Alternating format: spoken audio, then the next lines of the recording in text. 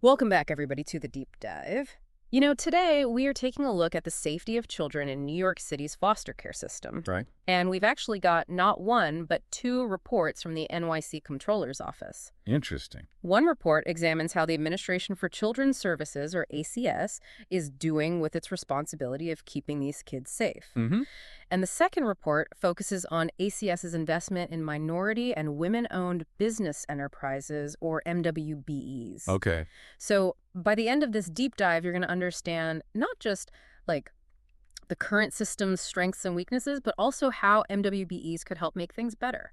It's fascinating how these two seemingly separate issues can end up intersecting. Yeah, and actually that first report about foster care safety starts out with some good news. Yes, it does. Overall, the audit found that ACS's safety monitoring processes are generally adequate.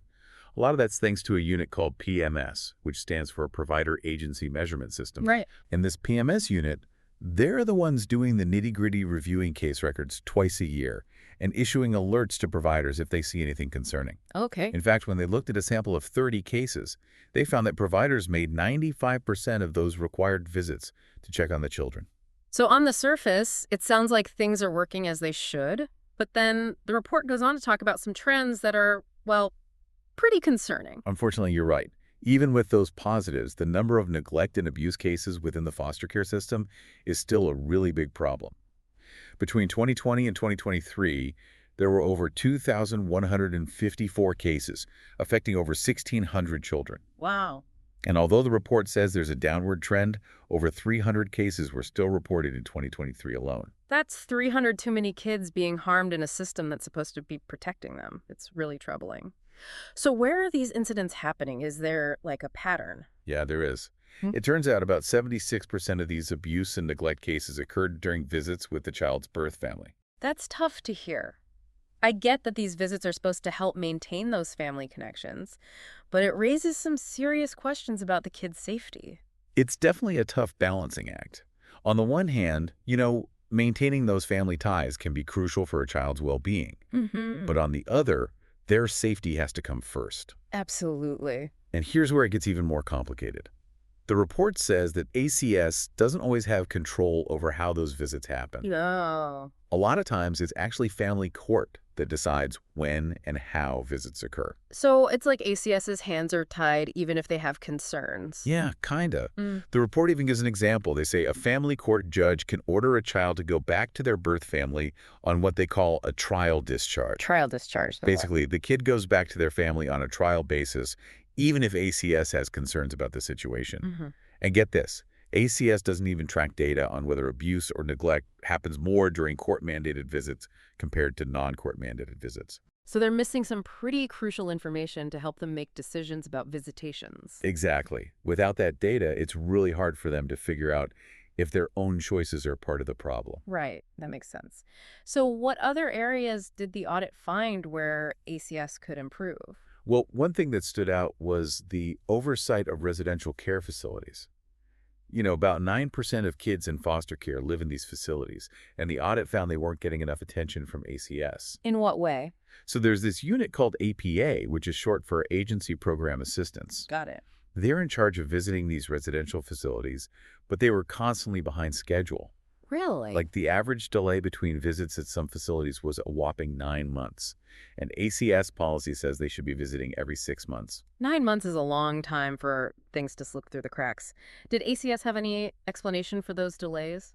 Well, they said it was because of the pandemic and because they were putting new contracts in place. Oh. But the audit basically said, come on, guys. In-person activities had already started up again in other areas, so those excuses weren't really flying. So it sounds like they could have been more proactive. What about unannounced visits? Seems like those would be important for getting a real sense of what's going on in these places. You'd think so, right? But up until pretty recently, almost all of those visits were announced, which gave staff plenty of time to make things look good. Ah, okay. And it wasn't until July of 2023 that they changed their policy to require at least one announced and one unannounced visit every year. So at least they're acknowledging the importance of those unannounced visits. Do you think one a year is enough, though, to get a true picture of how these facilities are run? That's a great question. It's definitely a step in the right direction, But whether it's enough to really make a difference, well, we'll have to wait and see. And that's where that second report, the one about investing in MWBEs, comes in. Okay, I'm still trying to wrap my head around how a report about MWBEs connects to all of this. Remember how we talked about those communities that are overrepresented in foster care? Well, they often have specific needs that traditional service providers might not understand. But MWBEs, especially the ones that focus on social services, they get it. So they could be part of the solution. Exactly. They're from those communities, they understand the culture, and people trust them. Interesting. We just spent some time talking about all the things that aren't working so well in New York City's foster care system. But before we get too down about that, I want to go back to that second report, the one about ACS's investments in minority and women-owned business enterprises. Okay. Help me out here. What's the connection between MWBEs and making things better for kids in foster care? So remember when we talked about certain communities being overrepresented in the foster care system? Yeah. Well, those communities often face a lot of unique challenges, Mhm. challenges that traditional service providers may not always fully understand. Okay, I'm following you. But MWBEs, especially the ones focused on social services, they tend to have a much better grasp of what those communities really need. I see. They come from those communities, so they understand the culture, they speak the language, and they've built trust with the people they serve. That makes sense. But I'm still kind of struggling to picture what that looks like in action. Can you give me like a specific example? Sure. Imagine an MWBE that specializes in mental health services, but with a focus on cultural sensitivity. Okay, yeah. They could offer therapy and counseling specifically tailored to kids who have experienced trauma, taking into account their cultural background and beliefs. I see. So it's not just like a one-size-fits-all approach to mental health care. Exactly. And it goes beyond just working directly with the kids. They could also train foster families, giving them the tools and knowledge they need to better support those children. So it's kind of a two-pronged approach, helping the kids directly and also empowering the families who are caring for them. Right.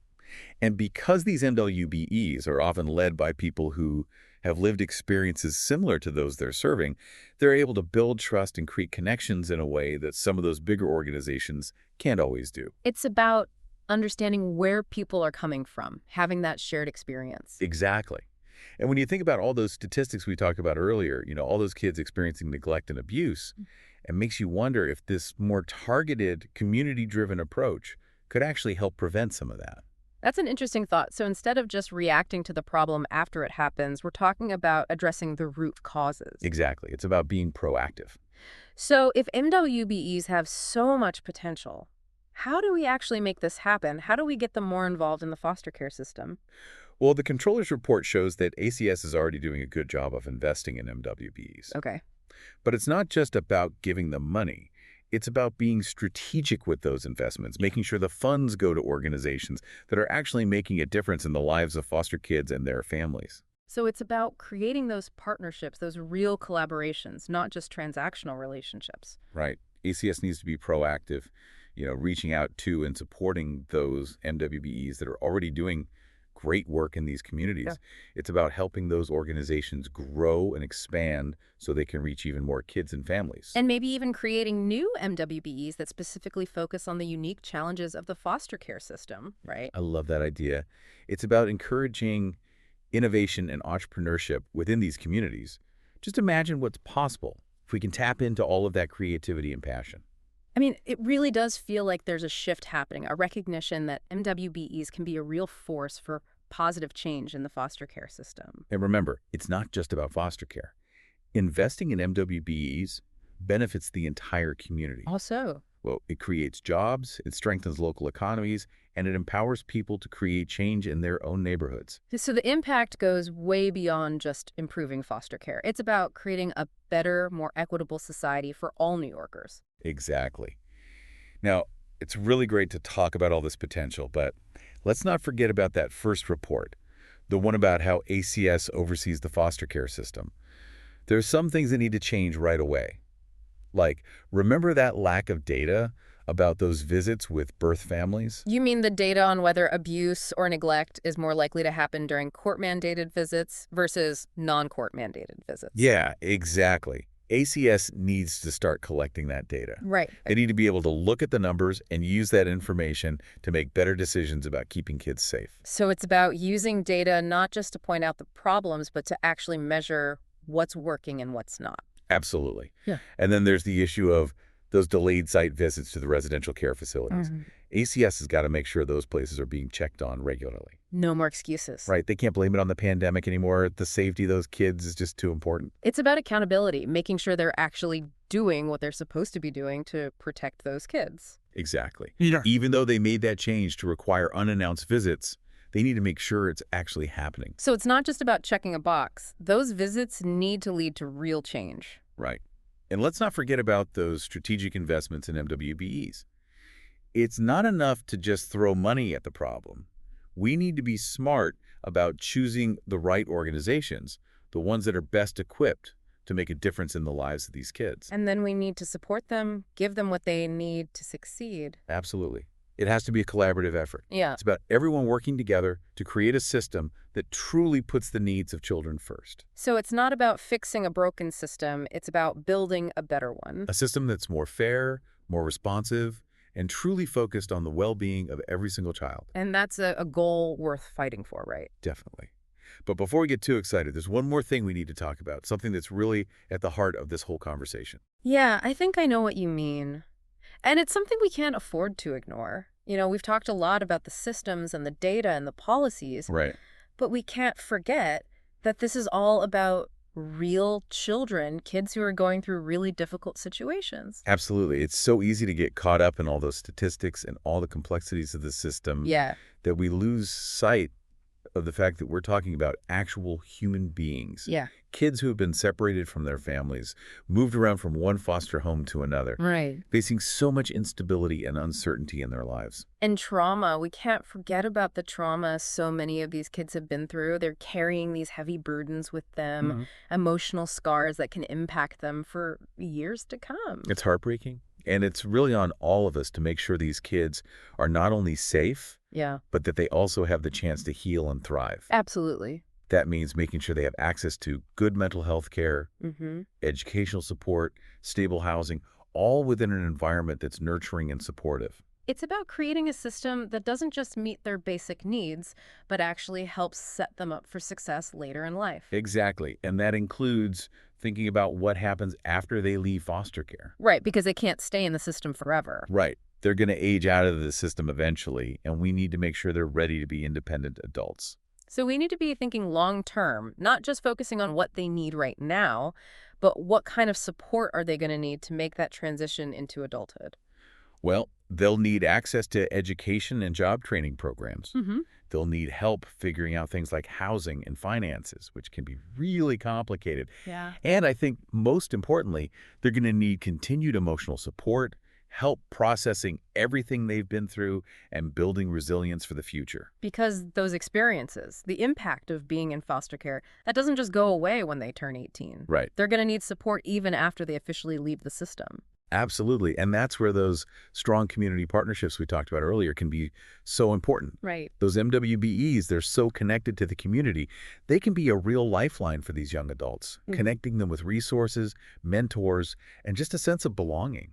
It's like building a safety net for them, making sure they have people and resources to turn to when they need help. Exactly. And sometimes just listening to these young people, hearing their stories, and letting them know that their experiences matter, that can make a huge difference. It's about making sure they feel seen and heard, giving them the power to speak up for themselves and shape their own futures. That's such an important point, and it brings us back to the core of what we've been talking about today.